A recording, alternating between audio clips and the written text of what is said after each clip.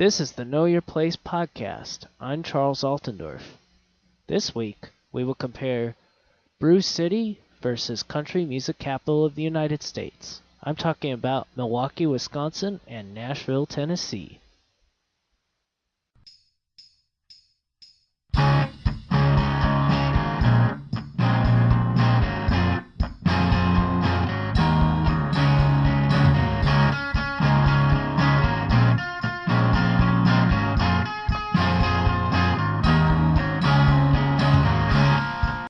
Today I have Mr. Will Toon with me. Say hi, Will.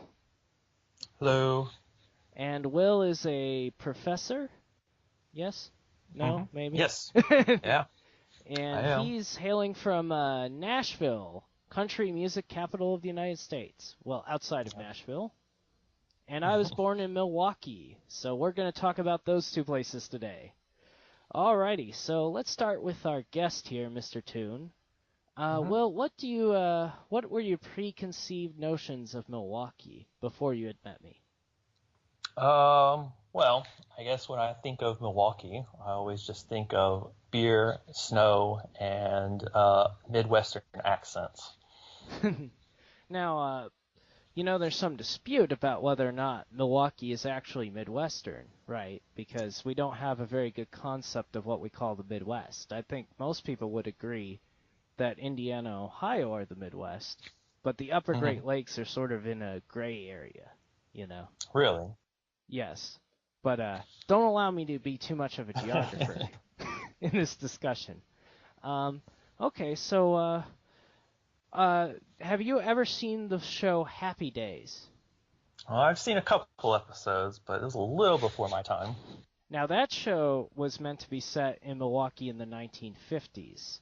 And if it were, I guess you could say that would have been the golden era of Milwaukee, right? That was when it was the most output from it, very famous, lots of things happening there. And so in a lot of ways, when people think of Milwaukee, I think they think of nostalgia. I think they think of a throwback. They don't think of modern times when they think of Milwaukee. Yeah, I I'd don't know agree what you with think that. about that. Yeah, that's what I think. I think it's a throwback kind of place, a place in the past, if you will. And of course, that 70s show, I guess, is supposed to be some kind of suburban Milwaukee, Chicago area, but it's not as geared towards Milwaukee as Happy Days was. So Right. I guess that leads me into my sort of discussion about what I preconceive of Nashville. And where do you even begin, right? It's country music capital of the United States, but it's also where Andrew Jackson became famous and Polk became famous. And I also, it's very funny. I was thinking about it some over this past week before we came in to record, and I thought about this song from the 90s called Rockabye. It was a one-hit wonder kind of song. And in there, he talks about Hollywood, and he calls Hollywood Nashville with a tan. So I've decided that Nashville is the Hollywood of the East.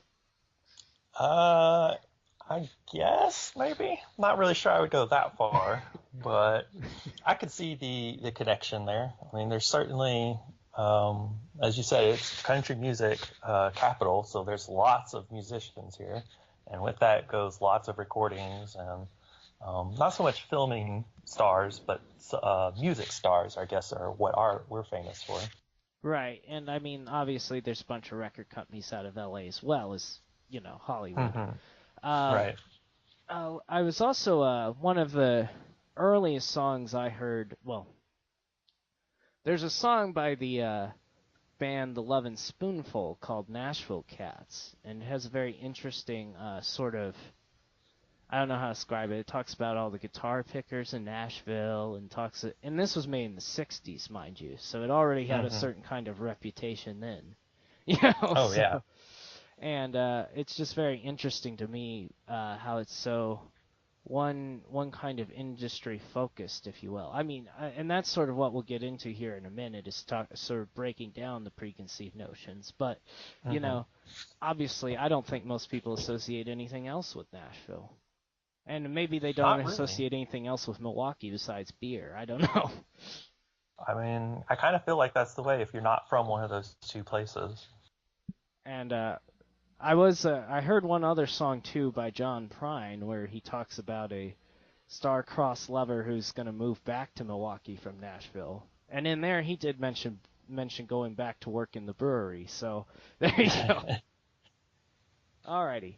So now that we sort of talked about the preconceived notions, I think this is more of a longer section where we'll sort of talk about what we love about each place. And I guess I'll let you go first, so I can butter you up a bit. But I guess one thing I have to ask is, what else is there in Nashville besides country music? Are there factories in Nashville?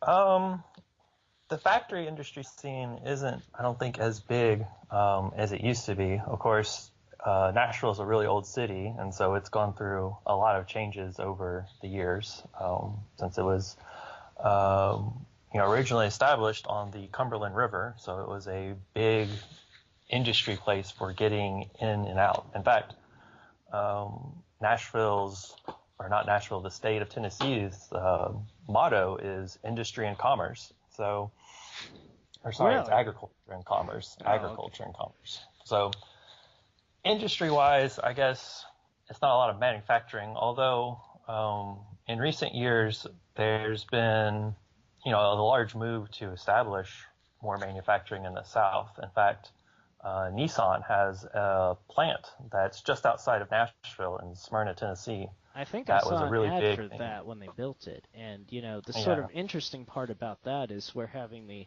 classic Rust Belt versus Sun Belt discussion here, right? Hmm. The sort Right. of narrative that, the Rust Belt's closing up shop, every company's moving to the South, and, the old grungy Midwestern town nobody wants to talk about.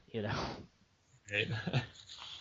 But yeah, outside of that, there's a lot of other attractions and things you can see. So, I mean, there's, of course, several universities located in and around Nashville that have a big influence on the city. And of course, Um, Vanderbilt. I remember when I was a Vanderbilt. kid, one of my parents' friends actually moved down from Wisconsin to do some kind of special research at Vanderbilt. So we saw them when they were there. So it's I guess Nashville stole some brain drain there. I don't know. Maybe. Another kind of nickname for Nashville actually was Athens of the South a long time ago. I guess not as much today, people don't know that, but it was because of the large number of universities, academic institutions around there. Let's see, but you also have, in terms of economy, one of the big things that drives Nashville right now is healthcare industry. Lots of major healthcare providers are located or have their headquarters in and around Nashville. Um, so that's kind of a big deal. There's also Nissan has their headquarters in Nashville. That's just, I believe, recently moved there and set everything up there. And then, of course, you have several sports teams professional sports teams. So you have the Titans and the Predators, who operate out of Nashville. Now, what is your opinion on the sports teams? Is that a good addition to a city or a bad addition to one? Um, I think it can be good, depending upon, of course, if you have a winning team that is going to attract a good fan base. So you But you can't be like Jacksonville, although they finally won something this year. So that's true. Um, I think a big part of the sports team is just getting your fan base energized. If for whatever reason you can get your fan base to be interested in, then yeah, having at least one major sports team of some type is a good deal. okay, well, I guess the other things and the other major difference between Nashville and Milwaukee is Nashville also happens to be the state capital. So Correct. And being the largest city and a state capital really makes you seem like a mono city, except in Tennessee it's not, because Memphis and Chattanooga and Knoxville are all large cities as well. So it's very interesting, because a lot of other states, if their largest city is their capital, then it's like nothing else matters in the rest of the state. Um, yeah, Well, in fact, it's kind of a weird thing. Nashville only recently became the largest city. For a long time, it was Memphis was the largest city in the state. Um, so that's kind of a weird thing there too, that we had the capital that wasn't the largest city, although arguably people know Nashville a little bit better than Memphis, although that might not be quite true. now my one major criticism though of Nashville has to be the sprawl. I mean, Mm-hmm. is You and pretty much everyone in Nashville. I mean, does everybody? I don't know. How does this kind of stuff start? Obviously, I've also been to Atlanta and Raleigh, North Carolina, so I'm no stranger to the sprawl. But Mhm. it's is there a point when Nashville has to say, hey, you can't keep growing in this way, or are we too spread out as a metropolitan area? I don't know. I don't think anyone's really concerned about stopping the sprawl. It's more of just making it better. I mean, one of the biggest complaints about Nashville is the fact that if you want to get anywhere between 6 and 8 o'clock on a weekday morning or in the afternoon, it's going to take you a couple hours Yeah, and that is something just that's because there's so extremely much traffic. mind-blowing to me, and we'll talk about this later when I talk about Milwaukee some, but in Mhm. Milwaukee, unless it's like the dead of rush hour, you can get from one place in town to most other places in town in 20 minutes driving. So, Right. and it's roughly the same size of city, Yeah. population-wise. So, Mhm. of course, that's the benefit of losing population in over a few years, I suppose. But yeah. I did enjoy spending tourist time there when I was a kid. Although I didn't really totally understand everything because I was only like 10. So, Sure. but I guess the thing I have with the sort of Sun Belt is I always wonder when these cities will end up like Detroit, or if everybody has learned their lessons from Detroit. You know, Mhm. Detroit was sort of the classic example of we don't think our capitalism is ever going to stop. We'll grow forever, and then it Right. really blew up in their face, you know. So, Yeah. and I think we'll talk about this more as we close the show, but that's sort of my impression with Nashville is that it's hot now, right? It's Oh real yeah. hot right now, but when does it end, How do they Right. manage that and when will it come? I don't know. Yeah, I'm Yeah. gonna finish a lot of questions with I don't know, and I'm the geographer, and I'm supposed to answer the questions. So, all right, so I'll talk a bit about Milwaukee. Now, Milwaukee is interesting in one aspect because Nashville is sort of centralian in the United States in some ways, right? You can go Mhm. places from every direction from Nashville.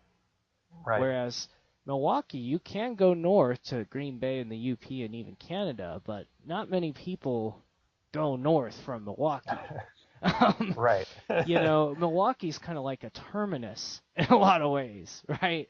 It's like the Mhm. last major city. I mean, you can go northwest to Minneapolis from Milwaukee, and a lot of people do, but Mhm. even then, I mean, it feels like a terminus. Like in the airport, most of the planes either go east or south from Milwaukee, you know.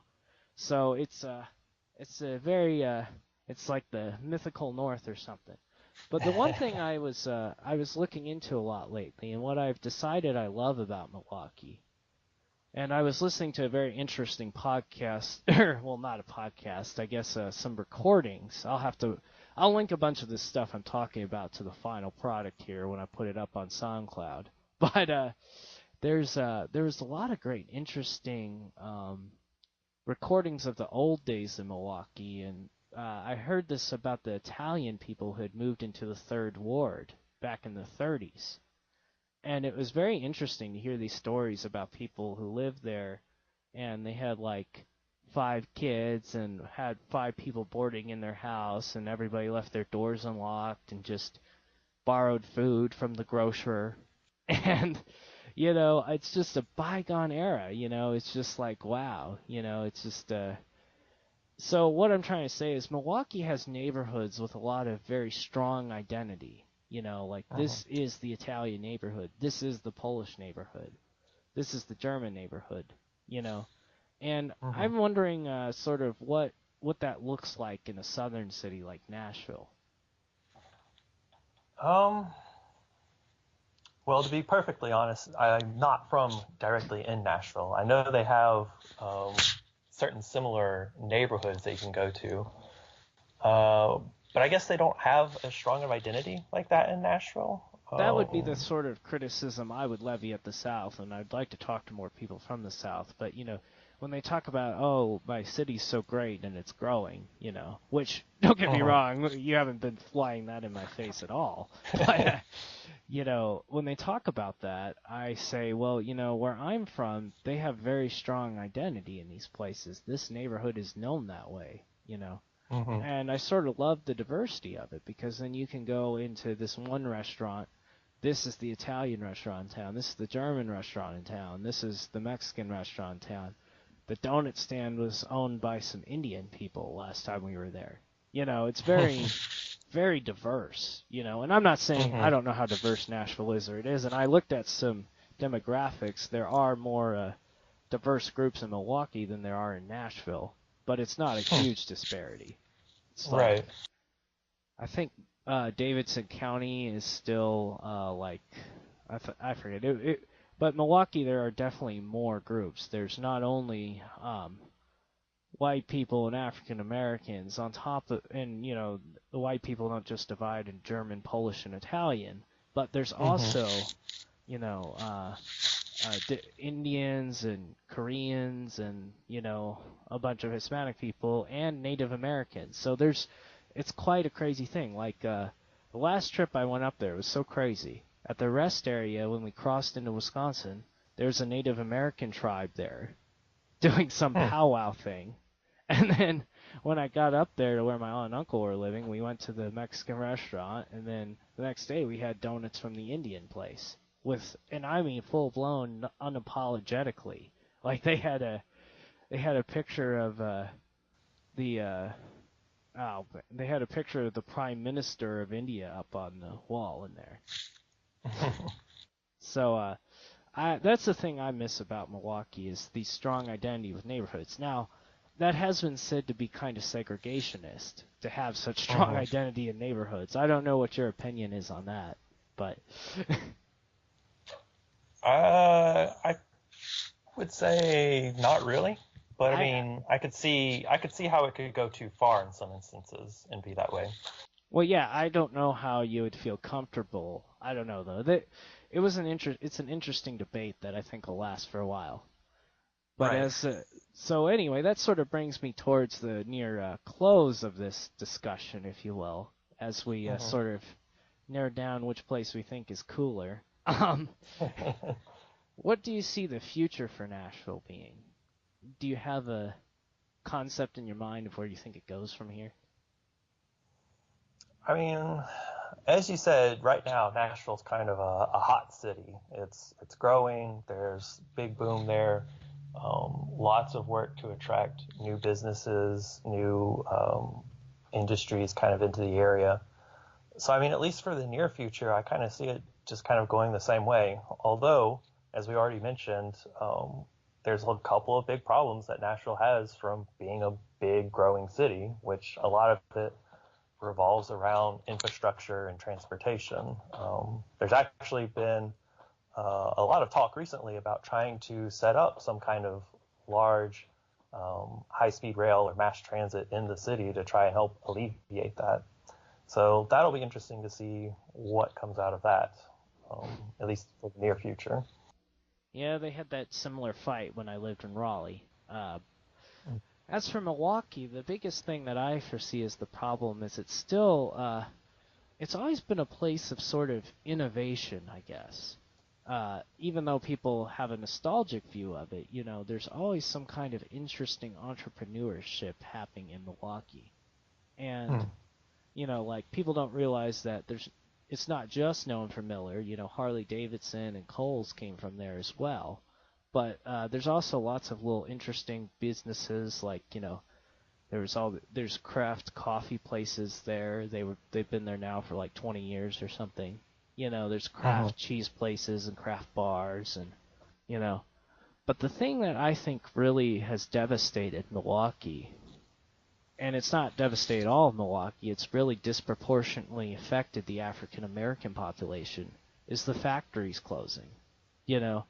And I think going forward, Milwaukee's really going to have to figure out how to help that particular part of the society continue to innovate. Because a lot of them, I don't know if you saw the riots that happened there, I guess it was last year or whatever, but, in that neighborhood, that used to be a very wealthy black neighborhood in the 50s and 60s, and they had all moved up from the South to work in the factories. And they interviewed one of the ladies who was like a grandmother or something, and she's just, she's just beside herself because it's like, what do you do after 50 years when the neighborhood changes? Yeah. And I don't know what the answer is there because, the lakefront and riverfront areas of Milwaukee are once again experiencing boom and wealth. And, the inner part of Milwaukee there that used to be factory land is, I don't know how you get some more innovation there. So going forward, that's the challenge, is including everybody in the innovation that keeps happening. I also did see that a quarter of the people in Milwaukee now are employed in the healthcare sector, and I think that number might be a little high. I think they might want to diversify a little more. Sure. But after its population fell about 20% from 1970 to 1990 to 600,000, it's been pretty flat since then. So I guess it'll just stay flat. Some people go, some people leave, but it won't be like Detroit where half the people are gone. Right. My aunt seems to think there's a very strong tie people have to the communities, the old neighborhoods, and I guess that's true. Listening to the stories I heard in that interview from the archive of the University of Wisconsin-Milwaukee. Anyway, so that's our close. Thanks for having me. All right, thank you.